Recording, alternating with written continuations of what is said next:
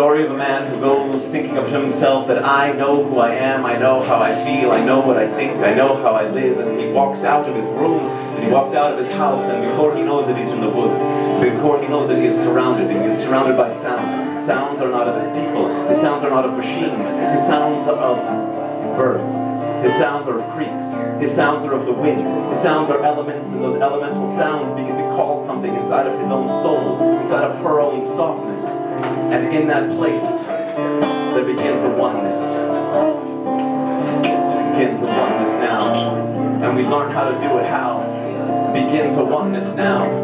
When we learn how to do it, we learn how to remember. We learned that day was one day back in September, and I just walked out. I went out of my embers. I was born in Washington, D.C. I was born in a place with hardly a tree, but I had to learn, I had to relearn how to reconnect with my mother, because I was trying to burn. I was trying to think not real complete. I was trying to look at somebody else and say that, am I neat, am I cool, am I good enough for you?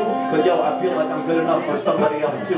And that good enough is for a mother. That good enough is a mother. That mother is also a lover. That lover is a tree. That lover is nature, is harmony. That lover is sin, synchronicity. They try to call it sin. I try to bring it back again. They try to say that it's not part of us, it's part of him. That it's not part of God, it's not part of you. I'm trying to say it's part of everything I do. Like my whole body's made of 50% bacteria. Like, if I wasn't part of all things, you wouldn't be hearing me. Like, I couldn't be hearing you. Like, we couldn't be hearing each other. Like, what is this place, this planet? What is this thing that we are on? It is this thing to be squelched. It is this thing to be live. It is this thing about us. This is a sanctuary, something that we give.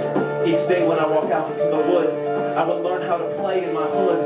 I would learn how to frolic in trees. I would learn how to look at things like that chair. It's really a chair. It's a place where I could stand, and I could stand up and stare. It's a place, it could be anything. Let my imagination, let it free, let it sing. Let it free, let it sing one time. Let your whole imagination, let it free, let it go. Walk into the woods and hear that old stream. Look at that bird and don't think, I know what that means. Listen and wait for the feeling. Wait for that feeling, and in that be revealing what is the true self. What does that bird really think about you and someone else? It's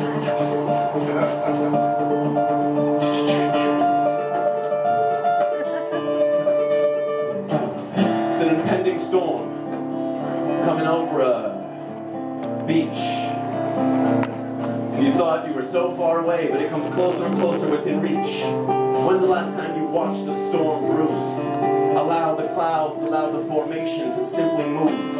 Do not be afraid of walking into the woods.